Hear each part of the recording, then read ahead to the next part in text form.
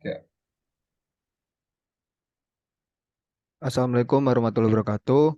Sebelumnya, perkenalkan, kami dari anggota kelompok 2 yang beranggotakan yang pertama Raim Faikoti Rohma dengan NIM D600210147, yang kedua Muhammad Asmi Effendi dengan NIM D600210149, yang terakhir saya sendiri Muhammad Ranabiu dengan NIM D600210152.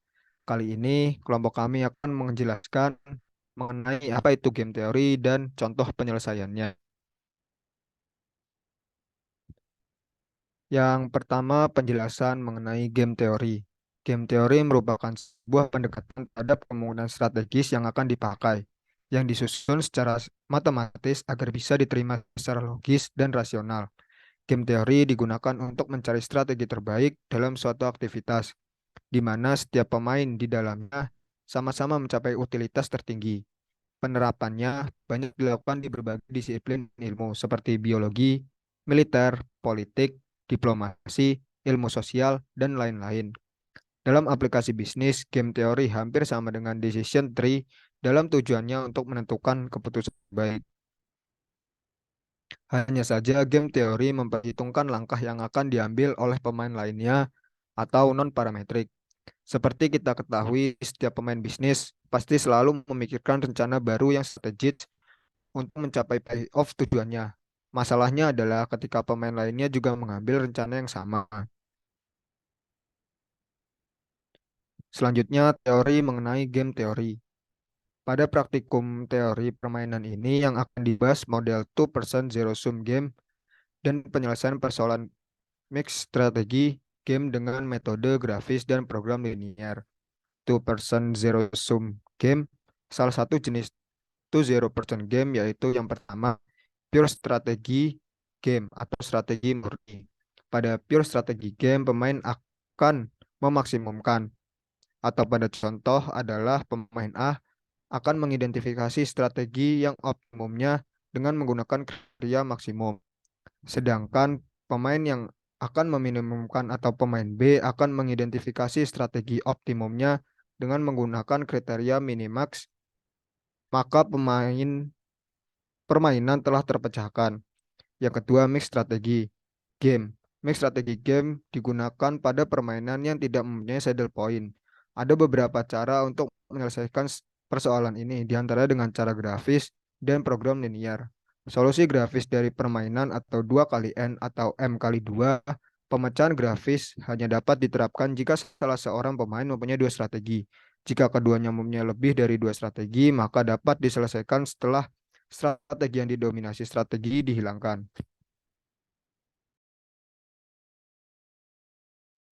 Selanjutnya yaitu kita akan menyelesaikan persoalan pada berikut ini, yaitu model pemrograman linear untuk pemain satu pada contoh ini. Maksimumkan 5x2 dikurangi x1 lebih dari 0, min 2x1 ditambah 4x2 dikurangi x3 lebih dari 0, 2x1 min 3x2 dikurangi x3 lebih dari 0, x1 plus x2 sama dengan 1, dan x1 lebih dari 0, x2 lebih dari 0. Maka dihasilkan pembahasan dari soal berikut. Misalnya kedua pemain mencoba menerapkan kriteria minimax dengan cara yang sama seperti di variasi dua pemain. Saya dijamin dia akan telah kalah lebih dari dua dengan memainkan strategi satu.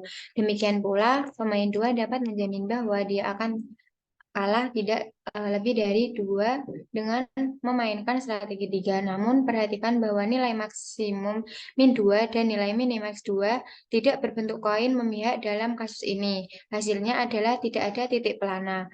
Apa konsekuensi yang dihasilkan jika kedua pemain berencana menggunakan strategi yang baru saja diturunkan? Terlihat bahwa pemain satu akan menang dua dari pemain dua, yang akan membuat pemain dua tidak senang karena pemain dua rasional, dan karena itu dapat meramalkan hasil ini. Kemudian akan menimbulkan bahwa dapat melakukan jauh lebih baik benar-benar menang dua daripada kalah dua dengan memainkan strategi dua sebagai gantinya. Karena pemain satu juga rasional, jika akan mengantisipasi peralihan ini, dapat menyimpulkan bahwa dia dapat meningkat pesat.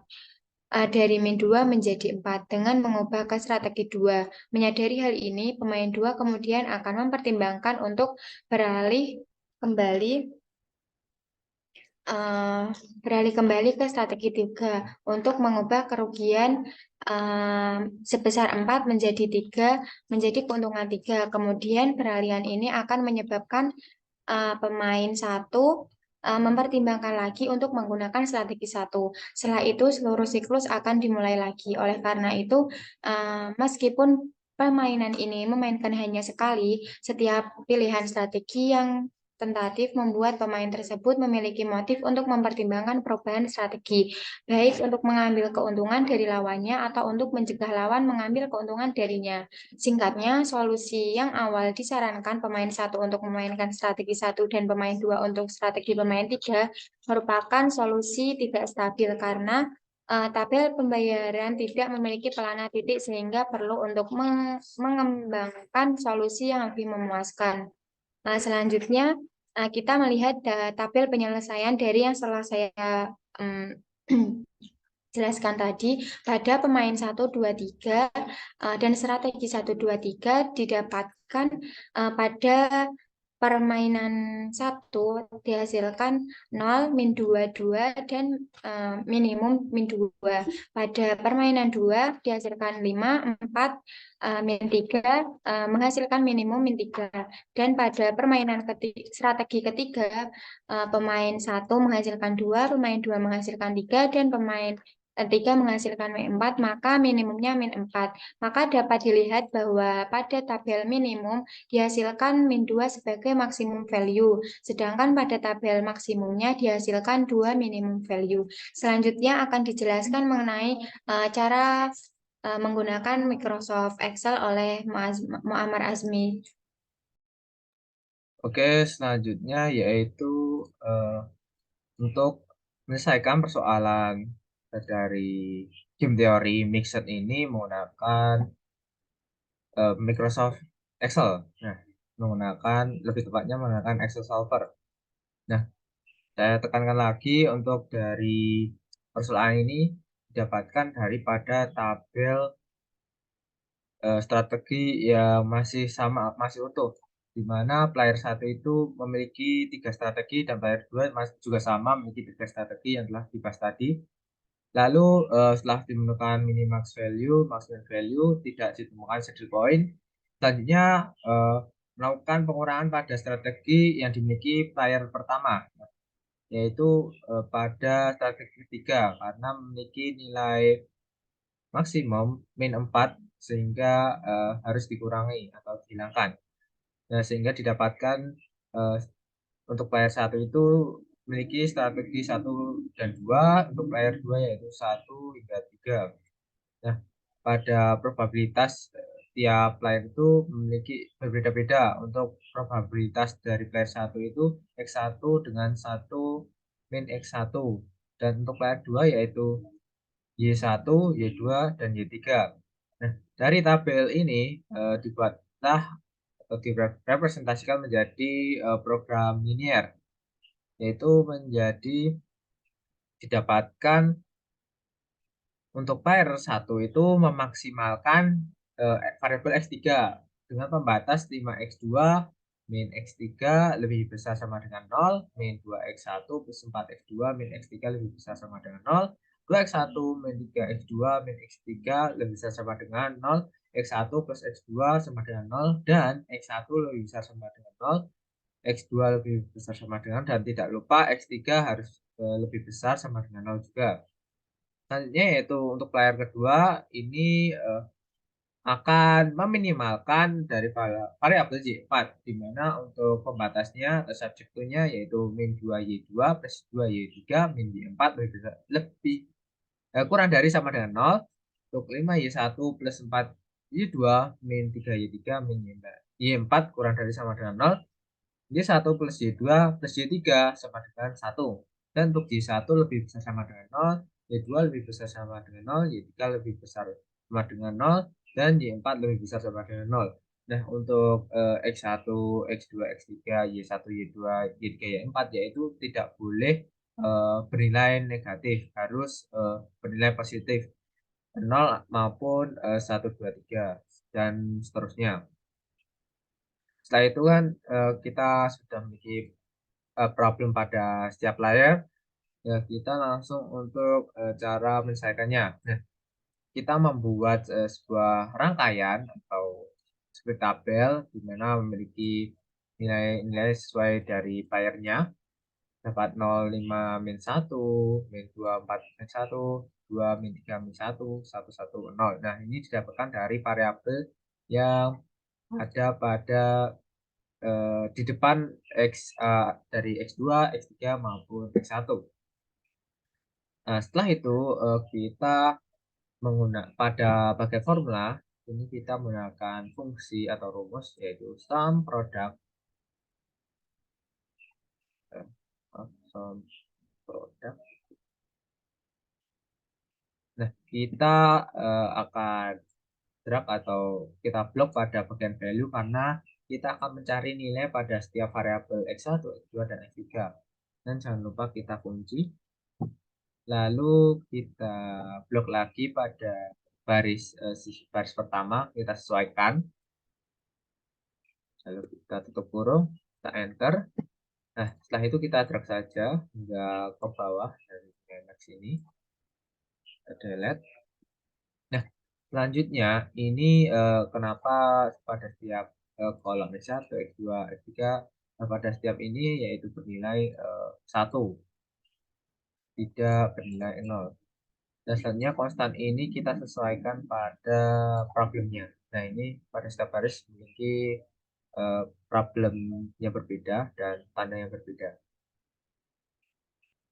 Selanjutnya kita langsung saja masuk pada bagian solver. Nah, kita untuk set objektif kita pilih pada bagian formula paling bawah ini, di samping paling kanan dari max. Kita enter. Nah, dan jangan lupa kita pilih max karena di sini kita akan memaksimalkan nilai dari atau pada player pertama itu ingin memaksimalkan keuntungannya. Lalu by changing variable saya itu variabel apa yang ingin kita cari. Kita blok pada value. Lalu subject to the constraint itu pembatas-pembatas yang ada.